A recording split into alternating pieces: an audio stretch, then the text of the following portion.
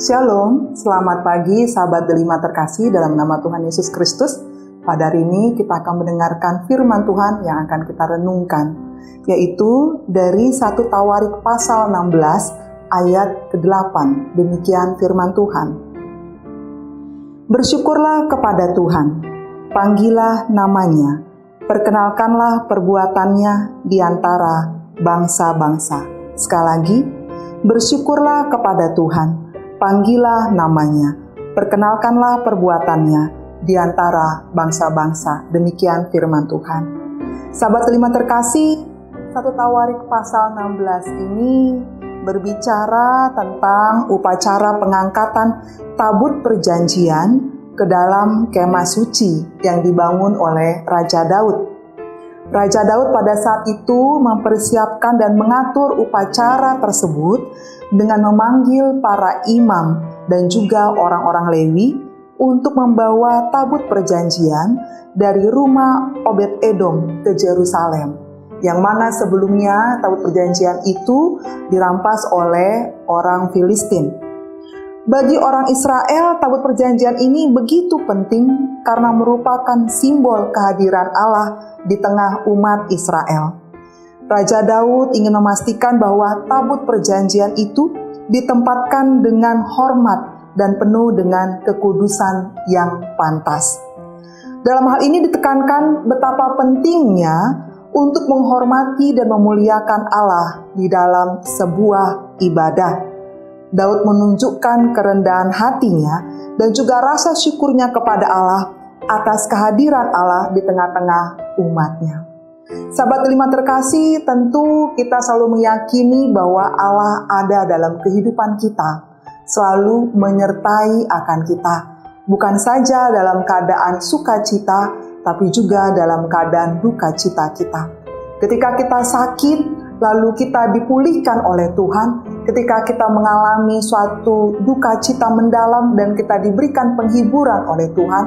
Ketika kita sedang merasakan suatu persoalan yang pelik, tapi diberikan solusi oleh Tuhan. Saat itulah kita merasa betapa Tuhan itu ada dalam kehidupan kita, memberikan kita kekuatan dan juga memberikan semangat yang baru kepada kita.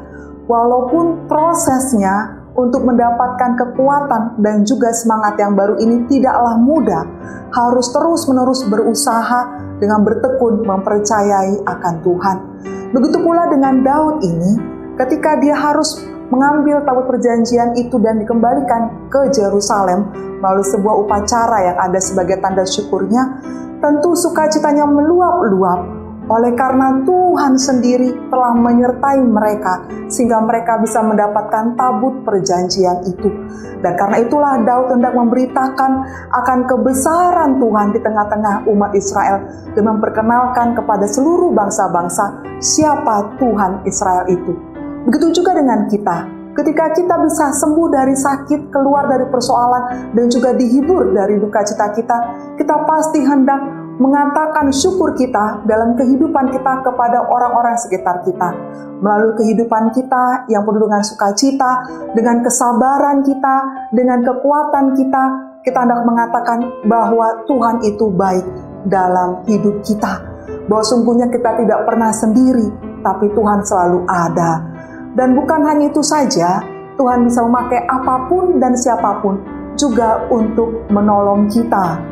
Karena itulah Daud memakai para imam dan juga orang-orang Lewi untuk membawa tabut perjanjian dari rumah Obed-Edom ke Yerusalem. Nah, kita juga selalu diberikan oleh Tuhan orang-orang untuk membantu kita, menolong kita, sehingga kita bisa merasakan akan penyertaan Tuhan dalam kehidupan kita. Jemaat terkasih ataupun sahabat delima terkasih dalam nama Tuhan Yesus Kristus, bagaimana cara kita merendahkan diri kita dengan syukur kita kepada Tuhan? Marilah kita renungkan itu sepanjang hari ini. Pasti banyak sekali pekerjaan Tuhan dalam hidup kita. Dengan kerendahan hati kita naikkan syukur kita. Dan dengan kehidupan dan perkataan perbuatan kita mengatakan, Tuhan, terima kasih Engkau telah menyertaiku sampai dengan saat ini. Amin.